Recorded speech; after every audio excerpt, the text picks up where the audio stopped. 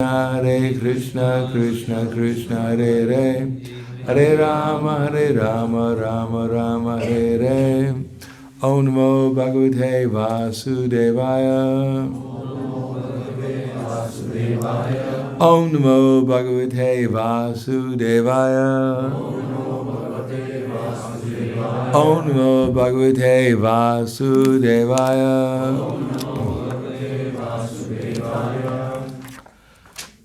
I'm going to read from the Bhagavad Gita as it is, chapter 13, Nature, the Enjoyer, and Consciousness.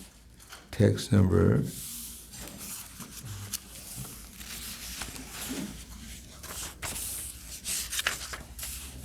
26.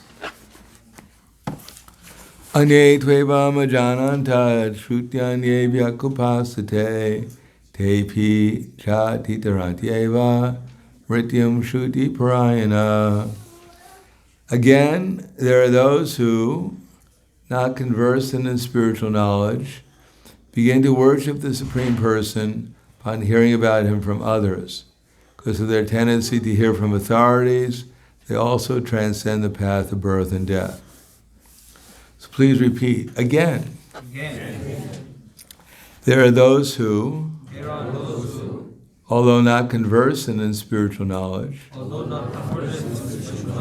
begin to worship the Supreme Person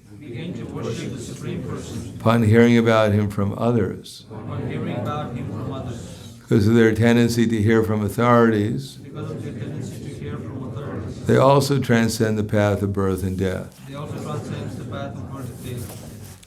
Purport. This verse is particularly applicable to modern society. Because in modern society, there's practically no education in spiritual matters. Some of the people may appear to be atheistic, or agnostic, or philosophical, but actually there is no knowledge of philosophy. As for the common man, if he is a good soul, then there is a chance for advancement by hearing. This hearing process is very important. Lord Chaitanya, who preached Krishna consciousness in the modern world, gave great stress to hearing. Because if the common man simply hears from authoritative sources, he can progress. Especially according to Lord Chaitanya, if he hears the transcendental vibration, Hare Krishna, Krishna Krishna, Hare Hare, Hare Rama, Rama Rama, Hare Hare. It is stated, therefore, that all men should take advantage of hearing from realized souls and gradually become eligible to understand everything. The worship of the Supreme Lord will then undoubtedly take place. Lord Chaitanya has said that in this age, no one needs to change his position. One should give up the endeavor to understand the absolute truth by speculative reasoning. One should learn to become the servant of those who are in knowledge of the Supreme Lord. If one is fortunate enough to take shelter of a pure devotee, hear from him about self-realization, and follow in his footsteps, one will be gradually elevated to the position of a pure devotee. In this verse particularly, the process of hearing is strongly recommended. And this is very appropriate. Although the common man is often not as capable as so-called philosophers, faithful hearing from an authoritative person will help one transcend this material existence and go back to Godhead, back to home. So the verse again, Anye tvevam ajananta shrutyam ye vyakupasate tepi chatitrantyeva mrityam shruti parayana. Again, there are those who are not conversant, although not conversant in spiritual knowledge, begin to worship the Supreme Person upon hearing about him from others. Because of their tendency to hear from authorities, they also transcend the path of birth and death. Namo Vishnu Padaya Krishna Prastaya Bhutale Srimate Bhaktivedanta Swami Namane Namaste Saraswatunde Ve Gauravani Pacharne Nirvishesha Shrunivadi Paskatya Desadarne. Happy to be here.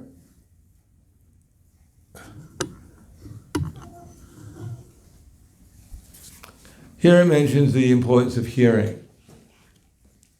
That the idea of Krishna consciousness is to learn how to hear. Now, of course, we may believe that we know how to hear, but we have to hear in the right way, from the right source. According to Lord Brahma, who Lord Chaitanya Maharaj recognized as giving us the basic principle of spiritual advancement, because after all, the idea of human life is to realize that we're eternal. We're already eternal, but right now we don't realize we're eternal. So that's quite unfortunate, because it's good to be eternal, but it's not good to be eternally in ignorance. Ignorance means that if we're eternal and we think we're our body, then we're just wasting our time. Because what does bodily existence mean? It means that we're struggling hard to maintain the body. Unfortunately, the body can't be maintained forever. Matter of fact, in Kali Yuga, the body is only maintained for 100 years, which seems like a long time to us. But from the point of view of Lord Brahma, in 1 second of Brahma's life, then we go through 1,000 births and deaths. So for Brahma, a second is a second. For us, it's 1,000 births and deaths. So this idea that we're going to live here for a long time and that we have plenty of time to develop our material existence, make a, as Prabhupada would say, a permanent settlement, that is generally known as illusion. But then being an illusion, we don't realize we're an illusion. That's part of our illusion. If we realized we were an illusion, we wouldn't be an illusion anymore. So the aim of human form of life is to get out of illusion. And when Ramananda Roy was speaking to Lord Chaitanya, what is the process? Now, in the previous verses, it mentioned dhyana as a process. Dhyana pashyati, yena pashyati, oh, where's it go?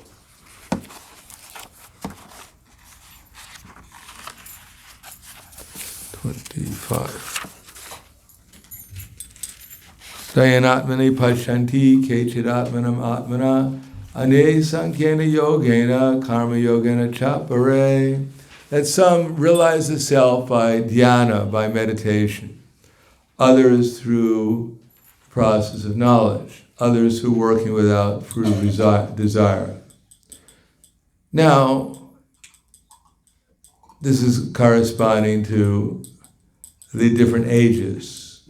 It is said that in Krita Yuga, that Kritiya Dayato Vishnu, that in Krita Yuga or Satya Yuga, people could meditate on Krishna directly. Now, we're also supposed to be able to meditate upon Krishna directly, but unfortunately, we can't meditate on anything for more than a few seconds. So what to speak of meditating upon Krishna? Krite tadayato Vishnu, Traitiyam yajito mukai. And when people couldn't meditate any longer or consistently for a long time, deeply and consistently, then Treta Yuga was introduced so that in that age, people, they had to get rid of what was causing their forgetfulness of Krishna, namely their material attachments. And the way they got rid of their material attachments is they throw them into the fire of sacrifice. And therefore, yajna was prominent in Treta Yuga. But when people became even more bewildered and attached to the material existence, they wouldn't throw the things into the fire sacrifice anymore. And if they did, people would jump in to grab them. So Dwapara Yuga was introduced, and the process was deity worship. Dwarpayam Paricharya, service to the deities. Now we're in Kali Yuga, and in Kali Yuga, people, not only they can't think about one subject matter for a long time, what to speak of Krishna consciousness, and they have nothing to throw into the fire except for some paper, keep it burning, maybe a few sticks of wood. Therefore, fire sacrifice, and certainly they're not going to throw their iPad into the fire. And if they did, they'd probably die from the smoke. So people are not prepared to throw things into the fire to get rid of their attachments by sacrificing for Vishnu. And as far as deity worship goes, people are not going to spend their lives in deity worship, maybe on Sunday. But nowadays the temples are mostly banks. People go there to worship and fold their hands and ask the bank teller or the people who are running the bank, please give me a loan. That I'm a surrendered soul. If you give me a credit card and a loan, I promise to work for you life after life to pay off my loan. So temple worship is not very prominent. And in this age, that kalota dari kirtana, that here chanting is important, is the most important, or the only thing that can actually bring us back to our original consciousness. But before we can chant, we have to hear what we're chanting. So here in this verse, it says, Anye Twevan Ajananta Shutyanyebhya Upasite. We have to learn how to hear. Now generally in Kali Yuga, the conditioned soul can't hear anything it's not interested in. And the only thing it's interested in is what it was conditioned to be interested in. Namely, we're born, Kalo Sudra Sambhava, Jayate Janmana Shudra. We're born as Shudras, which means we're born into the bodily concept of life.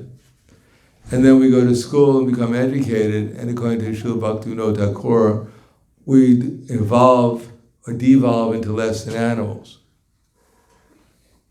So we start out innocent, believing that we are this body, and then they gradually educate us to utilize this body for activities that even the animals would be embarrassed by. And therefore, hearing about God, hearing about Krishna is probably the last thing that interests the conditioned soul, because Krishna takes money away. He doesn't give very much sometimes. Therefore, it's difficult to hear about Krishna, because hearing about Krishna means we're going to hear that we're actually servants. But no one in the material world came here to become a servant. We came here to become God. So it's very difficult to hear about God, because it appears that He's our competitor. As it says in the Bhagavatam, that Bhayam Dvitiya Vineshatasya Isharapatasya Viparyo Smriti. When one comes to the material world to become God, then God becomes, our positions are reversed. Instead of thinking ourselves to be God's servants, we think of ourselves to be God's competitors. That God has His Lakshmi, and I have my Lakshmi too. God has His opulences, and He has His wealth, and I have my money in the bank. God has His Garuda, and I have my car. God has His home, and I have my kingdom too. The only difference between God and me is that He has 2 extra arms, that's all.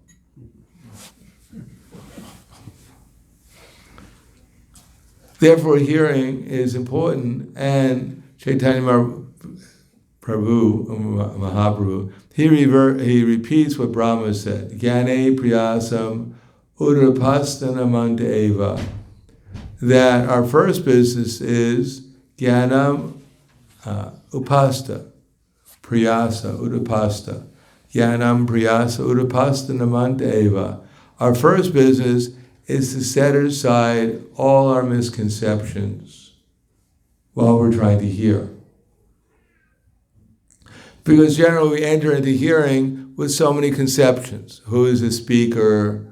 What is this philosophy? What am I doing here? We have, what is the purpose of this whole discourse? We have so many conceptions, and therefore we can't hear anything because we're listening to our minds, analyzing everything we're hearing from our own personal point of view. Unfortunately, our present personal point of view is crazy. Although we may think ourselves to be very learned, just like Hiranyakashipu thought himself very advanced and learned, and he asked his son Prahlad, "My dear Prahlad, what's the best thing you've learned in school?" So Prahlad's answer was that Tatsada manye suryavarya dehinam sadasanu bigna dhyama satgrahat. That, my dear father, that the best thing I've learned in school is that you yourself are a number one fool. So his father was the head of the universe. He was controlling even the demigods. The last thing he wanted to hear that he was a fool. Especially from his own son who was 5 years old. But Prahlad proved it that he was a fool because he had worked so hard to conquer the universe, to become immortal, and a satgrahat.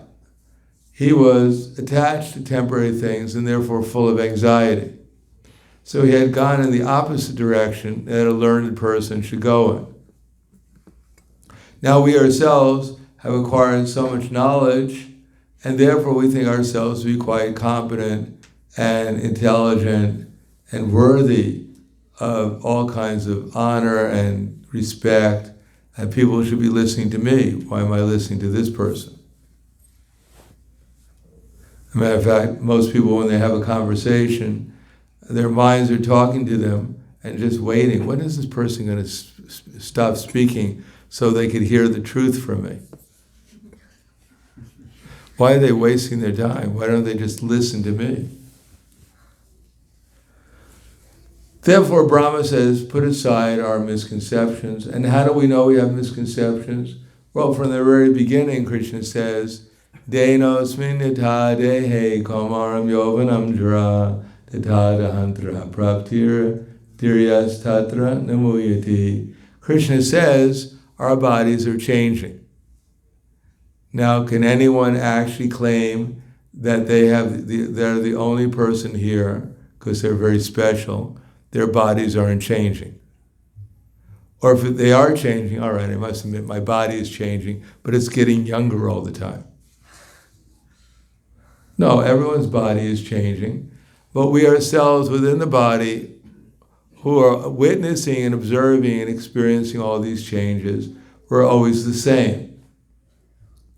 And we're hoping for the best changes, but it doesn't always work out that way. As a matter of fact, some people even get older.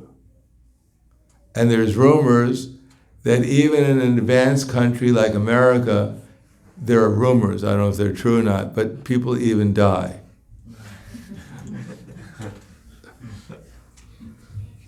But if you make enough money and the Yamadutas come, they can give you some special dispensation. Everyone has their price, even the Yamadutas. Now, everyone grows old, becomes diseased, and they have to leave their body. No one stays here forever. Although we think ourselves that we figured it all out, the sciences are on the verge of solving all our problems. Unfortunately, they themselves can't stop from growing older, even for a moment. And they even become diseased. And they even have to leave their bodies. And they don't have any idea whatsoever where they're going. According to them, everything's an accident. There's no reason to inquire why there are so many different species of life, because they all evolved out of nothing. And that's called science.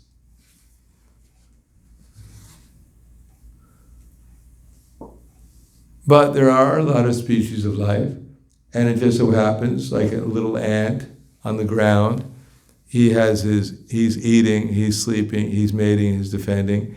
He's also a soul within that little ant's body, who has an ant's body, but there's a soul who's always the same soul. So what's the difference between that soul and ourselves? There's nothing, except in his last lifetime, he thought he was God. He thought he was when he left his body, he was definitely going to heaven. But now he's in ant heaven. He may have been a little pious, so he became the king of the ants.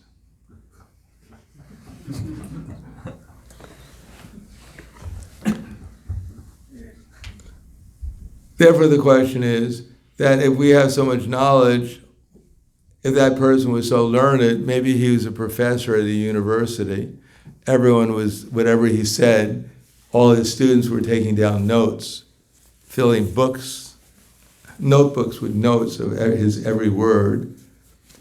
And he had his PhD degree. He was honored by all the universities, and now he's an ant.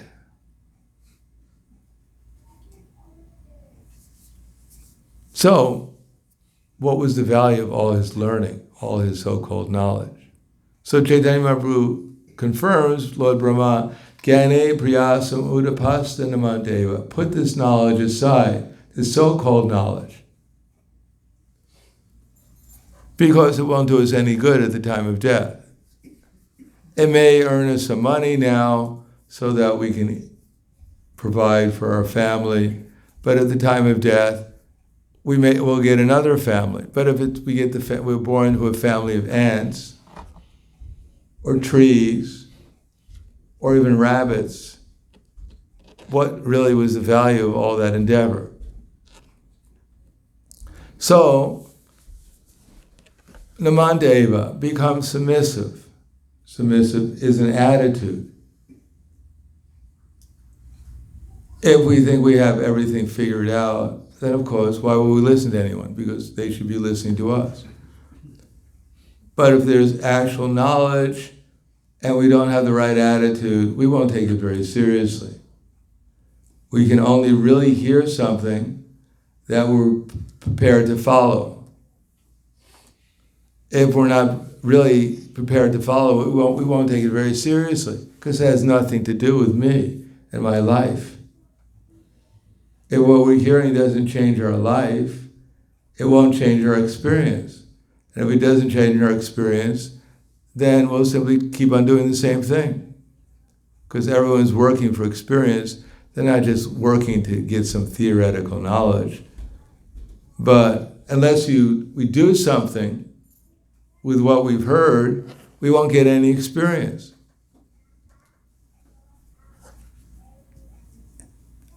Srila Bhaktisiddhanta Saraswati Prabhupada said, it's like licking on a jar of honey.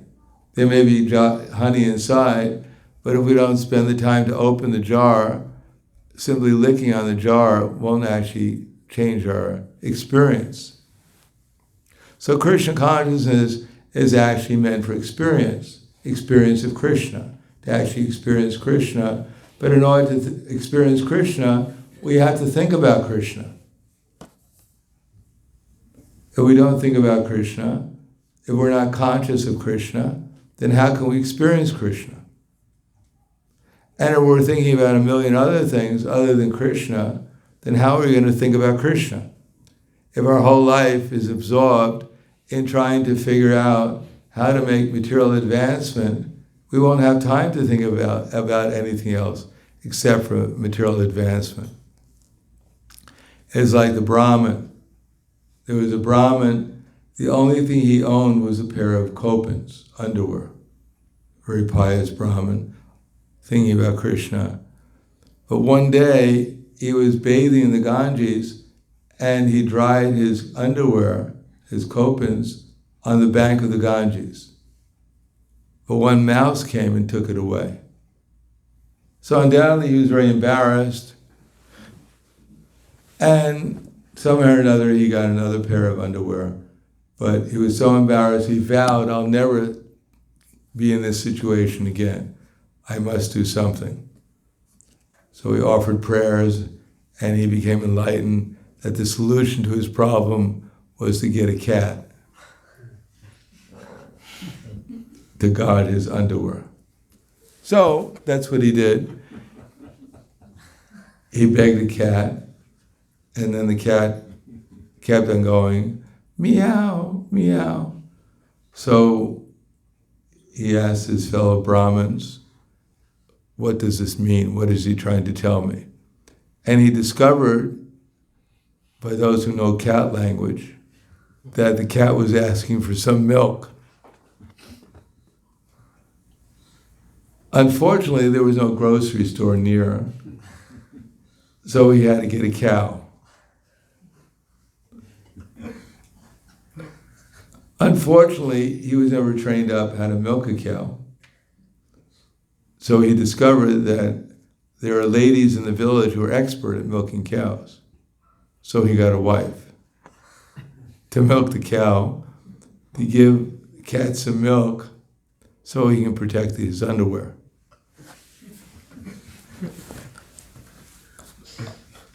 And as things progressed, his wife wanted some children, so he had to get a house. But in order to pay for the house, he had to get a job. But in order to get a job, he had to get a car.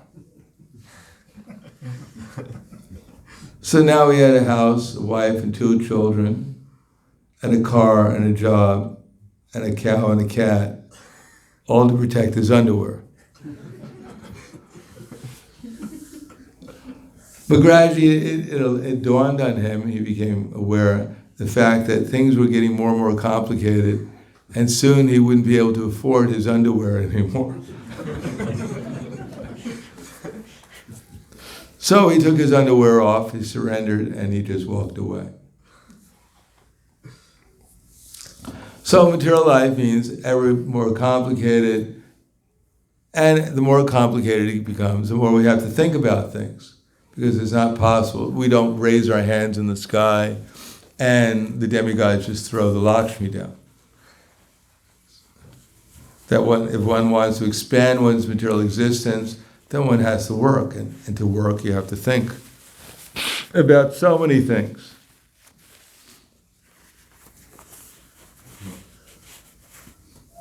Just to come here, you have to have a car, and then you need your GPS. And the GPS will talk to you the whole way, telling you about where the traffic, where the speed, what do they call them? Speed traps are, and what the highway is, how crowded it is, and which route you have to take. And so just to get here, it's a whole meditation.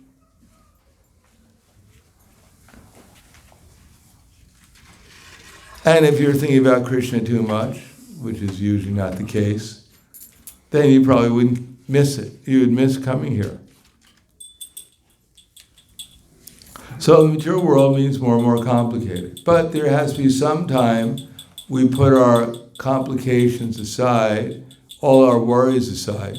Matter of fact, that's the thing that we're most attached to. We're not most attached to our family and to our possessions. We're most attached to our worrying about them. So to put the worries aside for a time and become submissive to the words, Jivanti Sanmukharitam Bhavadiya Vartam, the words of the great sages. So Prabhupada emphasized that we're trying to chant Hare Krishna, and there's a way of chanting Hare Krishna. That when we put aside all our speculations and become submissive and hear the words of the great sages. It's so we can chant Hare Krishna and actually chant with some attention and some feeling. But of course, for that, we have to hear about Krishna.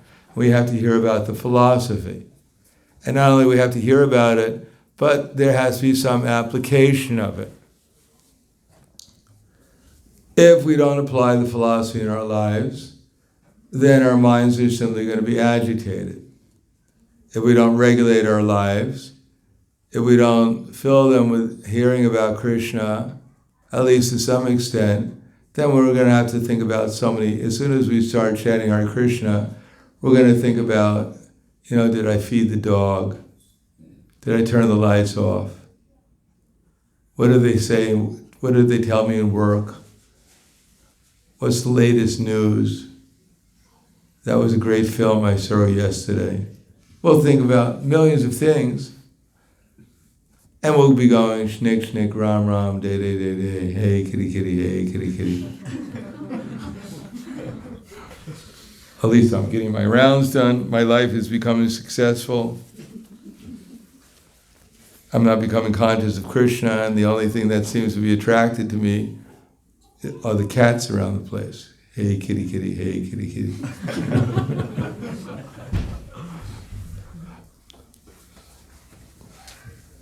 So one has to actually learn and apply the philosophy.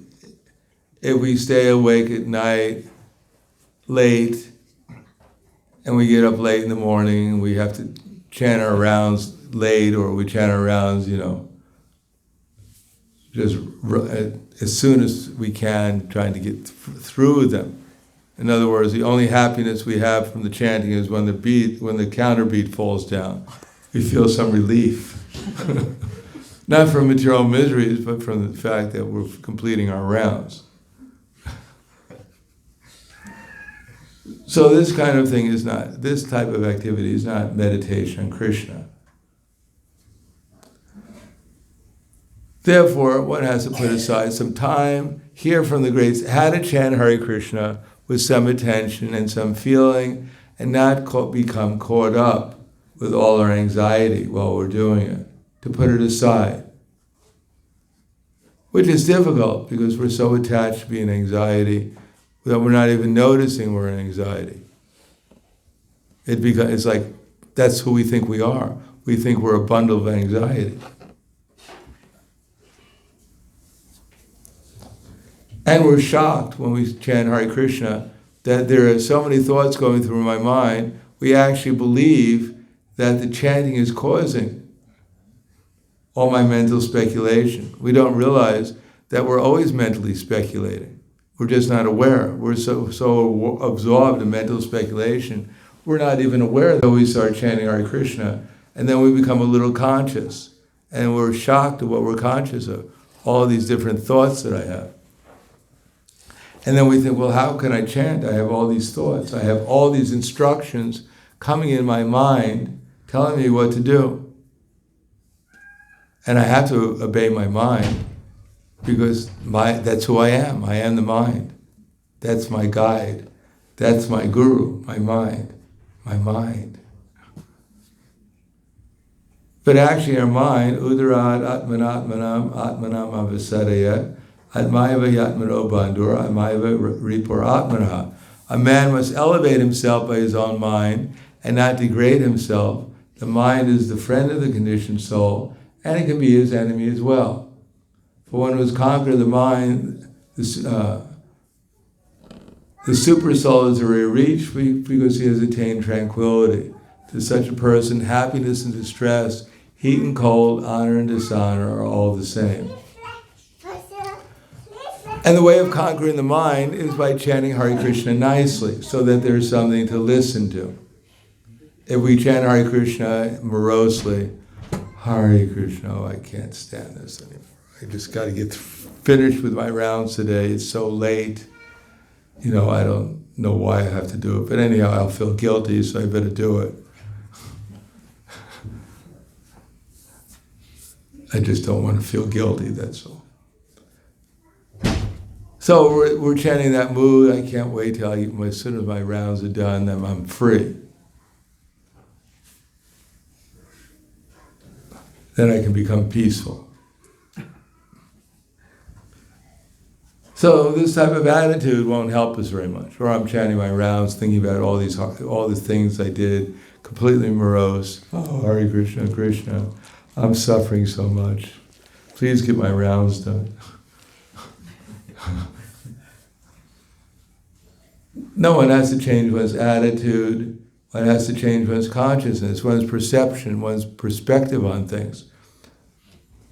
There's no one in the morose who's morose in the spiritual world. We're not going to be the first one to go back to the spiritual world and still be in Maya. Still believe that I'm this body, that I need so many material things in order to become happy. I hope there's a good department store in the spiritual world in case I need something. Or at least Amazon has to be there.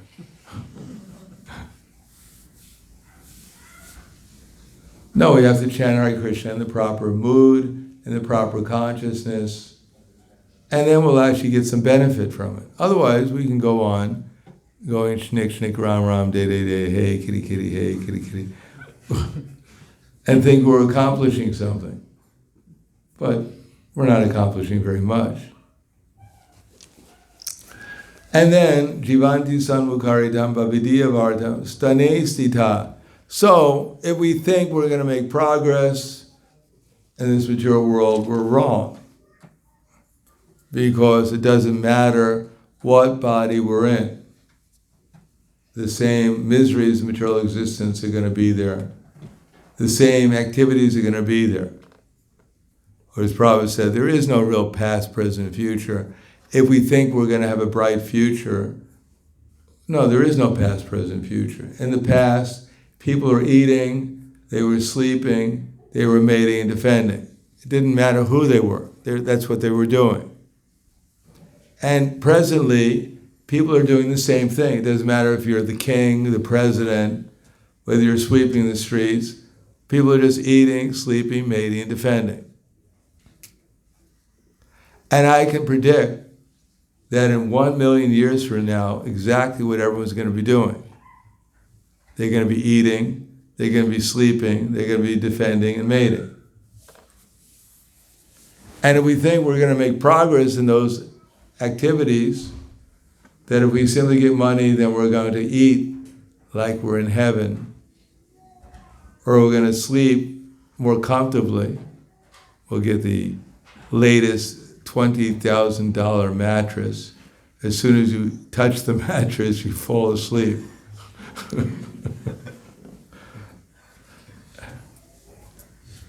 And the only attachment you have left is to your mattress because you can't get out of front.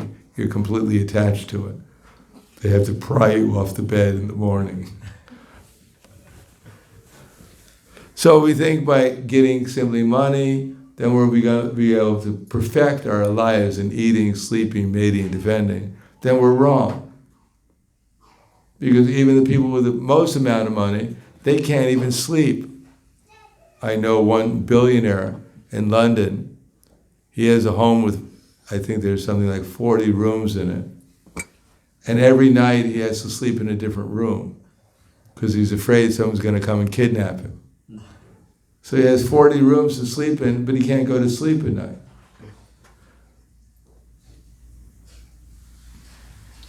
And people, they may be billionaires or trillionaires, but unless they know how to eat, they're eating less than the animals are. They think they're eating some expensive meal, but it's actually some dead animal that was left over from World War II.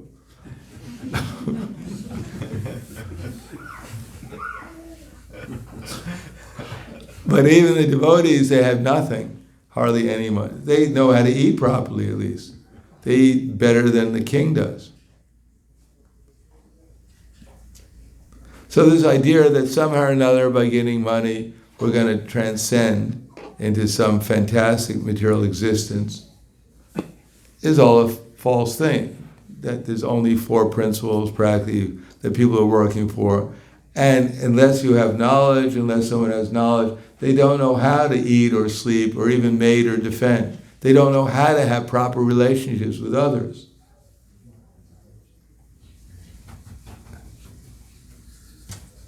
Therefore, stane sita, one doesn't have to worry about changing one's position, because whatever position we have is only temporary anyhow, and it's really foreign to our real selves. Whatever our material circumstances are, if we cultivate our spiritual consciousness, that material position will become perfect.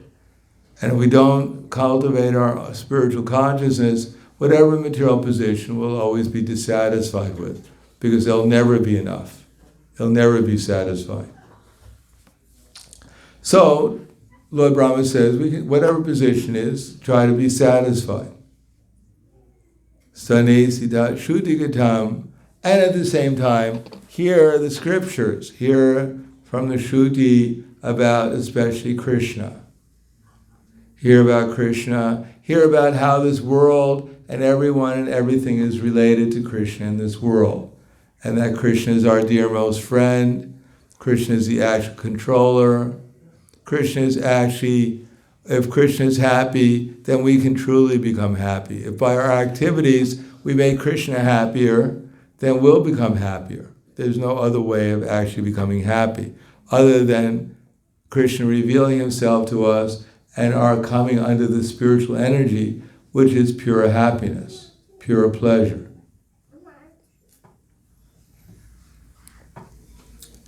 Shuddhigatam tanuvang manobhir. But hearing is not enough. We also have to engage our body, mind, and words according to what we're hearing. Because Krishna is not asking us to do something which is unreasonable. He's asking us to chant Hare Krishna, tell others about Krishna, do something to help our minds think about Krishna, whether it's chanting Hare Krishna or hearing Srimad Bhagavatam, Bhagavad Gita, or worshiping the deities, or trying to serve the devotees, or trying to make the atmosphere spiritual especially by helping others become conscious of Krishna, or making the atmosphere spiritual, so that wherever we go, that we're chanting and we're telling others about Krishna. So what will be the result? Ye priyasa, and practically always, jitop yasisi taisri lokam. Krishna is never conquered by anyone, because he's a chuta. But if one actually tries to engage one's body, mind, and words in Krishna's service and follow his instructions, then Krishna becomes pleased and he becomes a servant of his devotees. It doesn't take that much to please Krishna, but it takes the right activity with the right consciousness. And then Krishna becomes pleased, and the result is that he reveals himself and we become conscious of him. And as much as we actually become conscious of Krishna and his devotees and their loving exchanges, then to that extent, then we actually become happy. Then we become aware of what real happiness is. We become aware of what real knowledge is. Without that, there was one person, he can read a book in 20 minutes and he'll remember every single word that was in the book that he read. He can remember every book he's read for the last 20, 30 years. He can remember every single word. But does that mean that he's happy? He knows what the purpose of life is? No. He has so much knowledge, but it's all useless to solve the problems of life.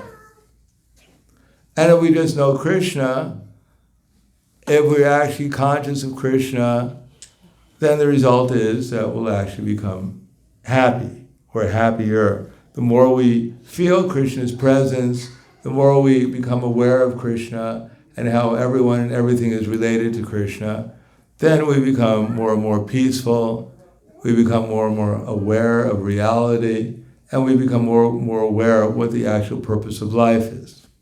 and how to achieve it.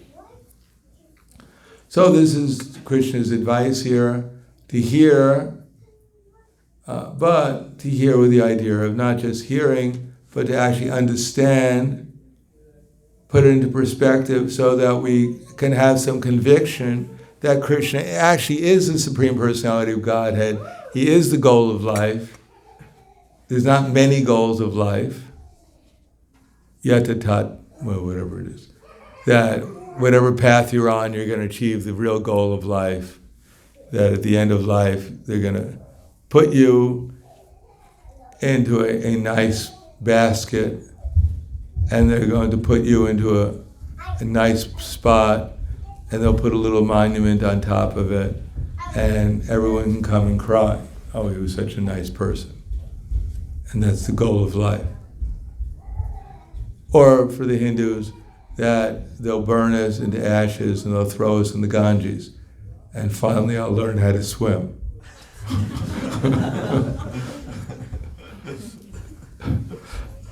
That really is not the goal of, or the soul, after the ashes hit the Ganges, I'll go to the heavenly planets, and there I'll become Indra.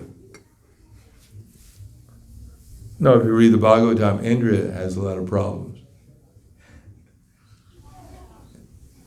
Our Indra sometimes has to hide in a lotus flower, the filaments of a lotus flower, for thousands of years, and there's no prasadam. He's starving. So secretly, his assistants have to come and give him a few drops to keep him alive.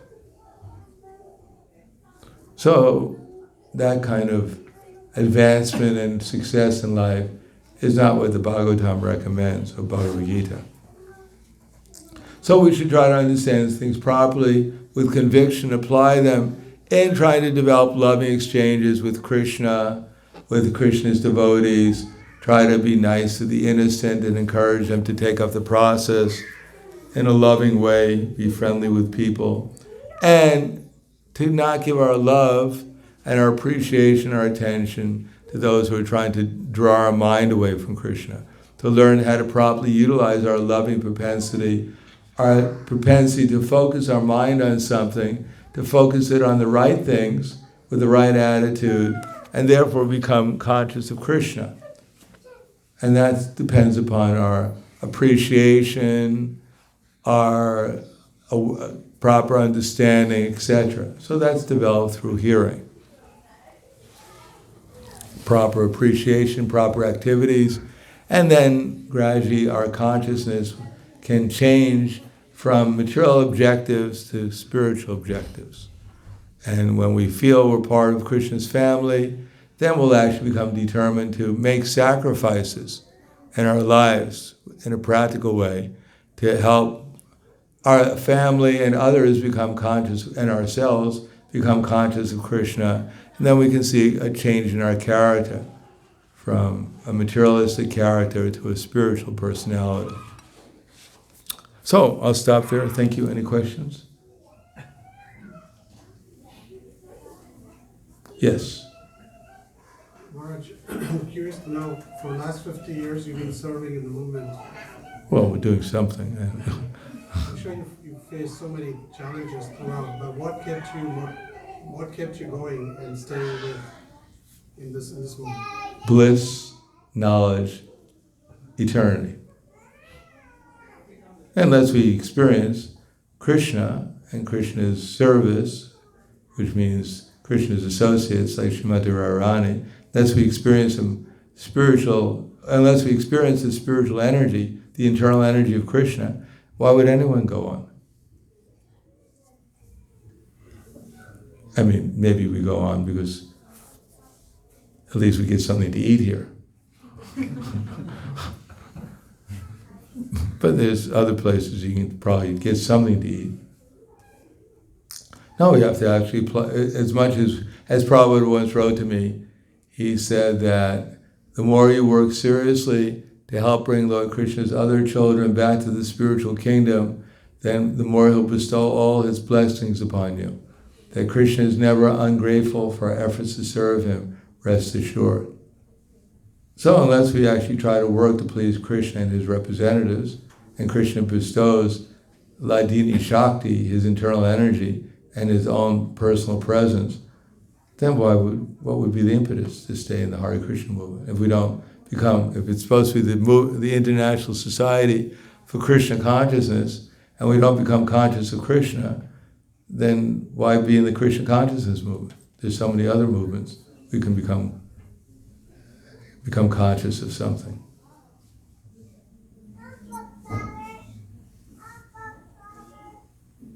Anything else? Yes. Maharaj, why do I struggle to keep the perspective in place, even though sometimes, most of the times I feel I got it, and then I hold on to it through by reading scriptures or listening to persons. But then at some point, for a long time, I don't know what I lose track of it. Then again I come back and I got this. Why that keep? Why do I struggle? Material attachments. That's the way the material nature works. Dhyayato vishayam pumsam sangateshu pajayate sangat sanjayate kama krodho vijayate. Generally, we get what we want. Krishna gives us what we want when we're devotees. And what we want may not be the highest objective, but we get what we want. We may become, in the beginning, we're anxiety, we're stressed, and then we chant Hare Krishna, we feel a little peaceful, and I feel even a little happy, and then we relax. And then we think, well, maybe there's something I can enjoy here, because I did so many sacrifices and austerity to get to this happy state, and I deserve some relaxation. And then we look around what object to contemplate and become attached to. And then we develop lust, greed, frustration, delusion, forgetfulness, bewilderment, loss of intelligence, and bewilderment. And we think, how did I ever get here? Well, we got there because we didn't take Krishna consciousness that seriously, and we looked around for something to enjoy in the material world. And therefore we went through the whole cycle of consciousness, and then we become bewildered. And then after suffering, we realize, well, I'm suffering again. And then we surrender again to Krishna. That's how it generally works. So the secret is, don't wait till we suffer before we take shelter of Krishna. Try to regulate our activities, steady, regulated sadhana bhakti, and regulated service too. And therefore, even though sometimes our consciousness, we become attached to certain things, but still if we're steady, then gradually that attachment will slacken to some extent, and we'll be able to recognize it, and therefore become detached from it, till the next attachment comes, which we had. So that's called anartha nivritti. So when we're in the stage of sadhana bhakti, then there's different stages. Vishnu Chakravarti Thakur outlines in his Madhurya Kandambini, beginning with Utsahamayi, puffed up with enthusiasm, Ganatarala, alternating thick and thin, Vishaya Sangara, war against sense gratification, Viyuddha Vikalpa, excessive speculation, and Niyama Kshama, inability to keep our vows, and Taranga Rangini, enjoying the small waves of devotional service. So these are stages of steadiness or unsteadiness in sadhana bhakti, so we should understand what they are and try to control our mind and senses so that we can, and our objective also, so that we don't become complacent or anxious or this or that or deviated. So we remain steady in sadhana bhakti and try to improve it. And then gradually, if we try sincerely to improve the quality of our chanting, the quality of our reading, the quality of our worship, the quality of our relationships with others, then gradually there'll be improvement. Yes. In your example of the knowledgeable professor becoming an ant in the heaven, the king of ants, so along that, what should today's kids, what should they be educated and what type of occupation should they be doing in this modern industrialized world? Oh, I don't know. It depends who they are. I have no. Whatever they do in this modern industrialized world, generally most of the Indian children become computer IT. They're more either they become an engineer or they become a computer programmer. Their path is more or less set, but they should chant Hare Krishna in the meantime, whenever they can. And I guess don't become make computer games, that's all. Because then you'll be lost. You go to the place where people who are absorbed in computer games go.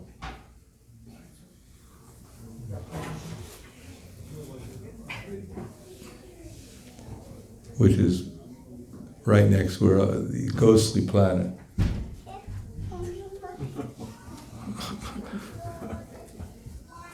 There you're fighting phantoms for a long, long time. But as far as occupation goes, I mean, the best occupation is to be a Brahmin. Live underneath a tree, grow a little tamarind tree, get a little rice from students begging, and chant Hare Krishna. But I don't think most of our devotees' children are going to wind up doing that.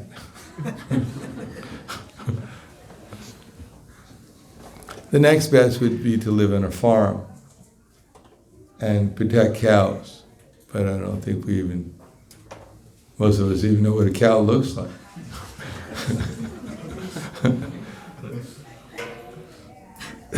Therefore, whatever occupation we have, we should try to have a sense of Krishna consciousness while we're performing it, whatever it may be. We're probably not going to get an ideal occupation where our boss comes in with tilak, kunti around his neck, and he asks us if we've chanted our rounds today before we've started work.